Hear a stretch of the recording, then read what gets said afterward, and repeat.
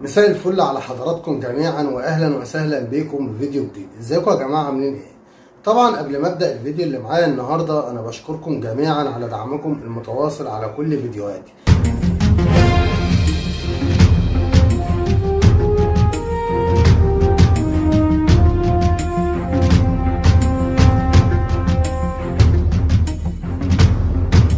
بس طبعا هسيب الحكم لحضراتكم، ويا ريت يا جماعه الكل يشاركنا بارائه وبتعليقاته على الفيديو. يلا بينا ندخل على الفيديو. الله يا أسود، الله يا أسود، الله يا أسود، الله يا أسود، الله يا أسود، برافو عليكم، كنتم أبطال. التاريخ يكتب، التاريخ يكتب من جديد. الله على ملحمة الأبطال. You got to give Morocco credit. They played really well, and they're a very good team. Now, Big Tones, do you feel like, just to throw this part of the conversation out there, because I think it's real, even though Morocco subjected to the same, but this is our fourth game in 12 days. And to McBrizzle's point, we looked a little bit tired. And Morocco, I think we're playing on the front foot. They deserve to win. There's no denying who deserved to win this game. But it came down to those little details, like McBrizzle was talking about when Nathan Harriel kicked the ball out for a corner when he didn't need to, which ultimately kind of started the sequence for them scoring their first goal. Yeah, I would kind of term it as they were playing in a different gear, Morocco. And you mentioned it, right? The fitness part of it, they dealt with the same stuff, right? So that did they get refreshed in any way different than we did? I'm not sure. I don't know that you possibly can in a short period of time like this, but I just thought they were a better team in all facets of the game.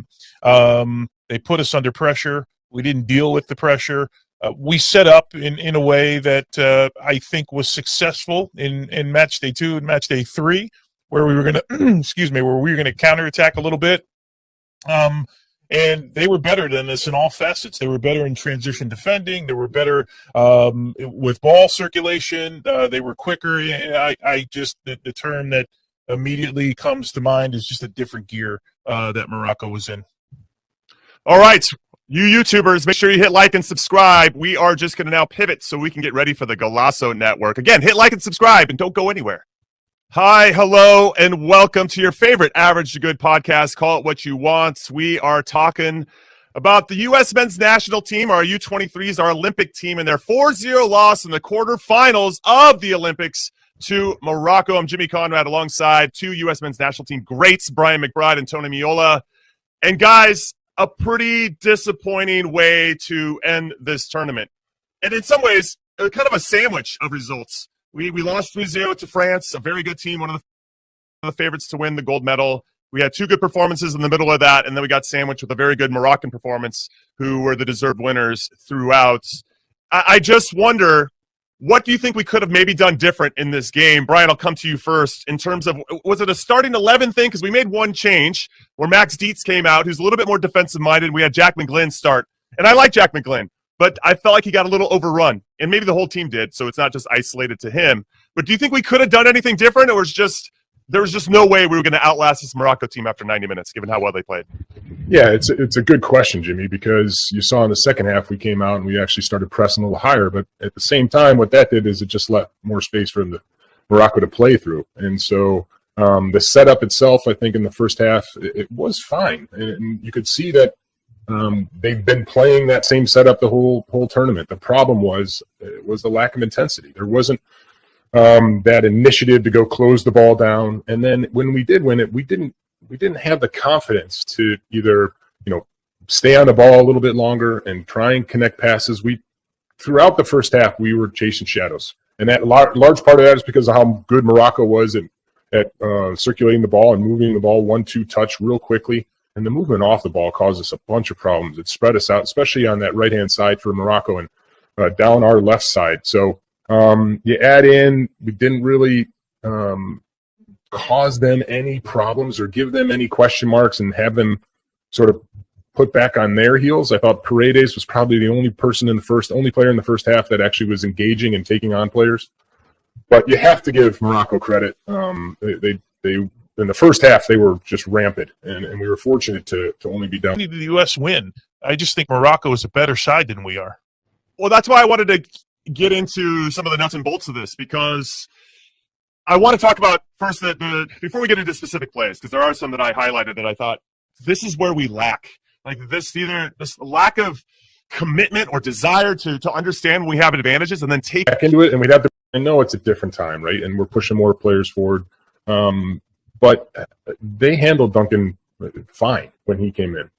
You know, and I thought the same thing going into when I saw the lineups come out. You know, what if Morocco is just too good at pressing and we have a difficult time of playing through it? Then we should have done is we should have pushed Nathan Harriel, pushed everybody up, and pushed Nathan Harriel on the right-hand side, and you kick to him because he's extremely good in the air. He doesn't look it, but he is. And that's sort of your outball to get out of that pressure and sort of maybe turn Morocco around, which we didn't do at all that game. And that just helps build pressure. And to your point, Jimmy, I thought the real problem we had is when we broke pressure first, and then when we got to midfield, we started playing backwards. And that just, I mean, you know it. When you see a team that stops at midfield and starts playing backwards, then you're just inviting pressure. And Morocco, to their credit, they did a great job of realizing it and then pressing hard. And that's where I thought we lacked the ability to change the game in the first half. We beat it once, and then we'd go right back into it, and we'd have to beat it again. Listen, the game kicked off at 6 a.m. here on the West Coast, and it's pretty rare when I yell at my TV at any time of the day, but especially in the morning when everybody here at the house is still sleeping. And there was a play in the 50-something minute where we're playing through some of their first line of pressure. We get into midfield, like you're talking about, McBrizzle. It goes into Mihailovic, and he just plays backwards. And it goes to Harriel, and then it goes all the way back to Schulte. And I screamed at the TV. I'm like, what are we doing? At what point? We're down 1-0. At what point are we just going to take that peek over your shoulder, find those little half turns, and we got to be able to play forward at some point. And it just felt like, I don't know if that's a sign of being tired, Tones, or if that's a sign of I don't know what it is, of lacking some confidence at that point because Morocco was pretty much in control on both sides of the ball. That I screamed at my television, and I'll give you another play after that. But Tones, I want your thoughts on kind of our build-up play.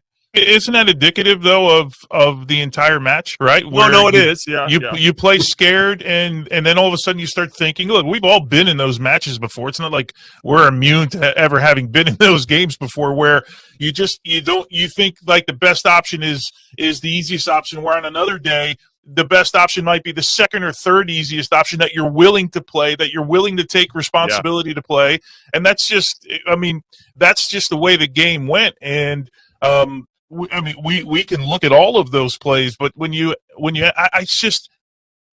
would not be surprised if this Moroccan side went on to win this thing. I mean, how could you be surprised? They beat Argentina, who everyone says Argentina and France, that's the game that likely will determine the winner of this competition. Maybe we're just not giving. We didn't play well. There's no doubt about it. And the indication oftentimes for me is, just far too many easy balls given away, not taking the chances that we've seen in other games. And then I look at the speed of play. Man, those two wingers for Morocco, they're at a different level than we were. So you're comparing those two wingers to our two wingers, who I think are decent players, Paredes and Griffin Yao, and I'm glad Yao got the start.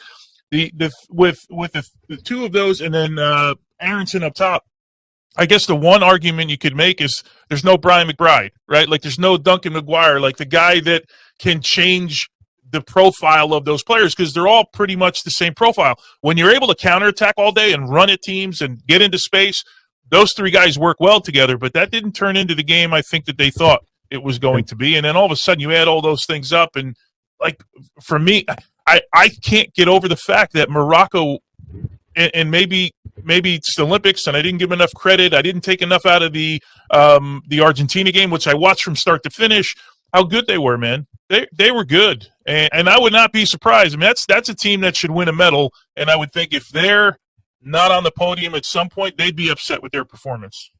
Yeah, I would say, too, they got the unfortunate side of the draw because they play the winner of Spain, Japan, who are both two very good teams. So, yeah, it's going to be interesting, Final Four, ultimately, as we get down to the lower rounds. But there was another play, Brian, that I wanted to talk about that triggered me. And this was that was the first time I screamed was the start of the second half. So, second time. First time was in the first half. It's the 42nd minute. And we give up a free kick. Hakimi comes in, right? Yes. Yep. But Hakimi comes from right to left and comes in towards the top of our box. And what blows my mind is that the two players that are closest to him are Griffin Yao and Paxton Aronson. We're talking like 5 yards off the top of our box, maybe even closer. That demonstrates to me that our team shape is not where it should be. Our lines are super collapsed. And that is on, in some ways, it's on the center backs to make sure that Tanner Tessman and Jack McGlynn are pushed higher. Like that, when Hakimi comes into those areas, it shouldn't be a winger and our striker tracking Hakimi into that. He should just be running into where we already have guys. So that should be Tessman and McGlynn addressing that, and maybe even a couple yards farther outside the top of the box. And I screamed at the TV again. I was screaming this morning because that is a domino effect. And that's just, for me, a microcosm of where we were defensively. So, yes, we were trying to play the ball easily, right? If we were in tough situations, let's play the easy option, to your point, Tones, right? Which we talked about with the Mihalovic play. And then on this one, it's like nobody's stepping up and taking the responsibility. Like, this is my zone. Stay out of my zone, Griffin Yao. I'll take it from here. Because when we win the ball, even if we win that tackle, Paxton wins the ball or Griffin wins the ball, who are we going to play to? Like, we have no outlet at that point, right? So our spacing is just all over the shop. And these are the little details that if we want to actually be a top team in international competitions consistently, this has to get ironed out all the time. Now, it's not to say that this doesn't happen in Spain or France or whoever at times. But for us, like these are the little things that we need to correct so that we can start to get a better footing and grip of the game. Because right now, Morocco's like, yeah, Hakimi's just running wilds, right? What are we going to do to make Hakimi suffer? How do we make him defend and start to think, oh, shit, I can't leave my area because I'm going to get countered? I don't think we ask enough of those types of questions. I'm off my soapbox. Brian McBride, take it away. Jimmy, you're exactly right. And, I talked on a little bit. The fact that we didn't turn them around and put them running towards their goal speaks volumes to how well Morocco played and how their movement was just causing us problems. We were never able to get high enough to cause them problems. But going back to what you're talking about, I completely agree with you with the Yao and Paxton Harrison play. First of all, you should never make that tackle anyways, because Yao's on his inside. He's not going to be able to do much with it. So you don't make that tackle. Secondly, I think most of that comes from the movement prior to it, right? How many times was the number 8 able to run off of Jack McGlynn's shoulder and get in behind? And so now you got Jack worried about what's going on behind him, so he can't put pressure. So the movement alone allows Hakimi, who, let's be honest, is a special player, to make that run in. So the whole shape gets thrown off because of the movement of Morocco and the ability to not just they're making the runs, but they're executing the pass into the runs prior to that. So you have to worry about those types of runs. I thought Rahimi was able to occupy our center backs unlike any other team has for this tournament. Sure. And then you get this play. You get Hakimi's running towards, basically, if you let him run, continually run, he's going to run to the corner flag. That's not very dangerous. You don't need to make that tackle. In the end, it didn't hurt us, but it was sort of the epitome of how we had to defend in the first half. And again, how well Morocco was moving with the ball and without the ball. سيب الحكم لحضراتكم. وبكده اكون وصلت لنهايه الفيديو اللي معايا النهارده، ويا ريت ما تبخلوش علينا باللايك واشتراك في القناه. والسلام عليكم ورحمه الله وبركاته.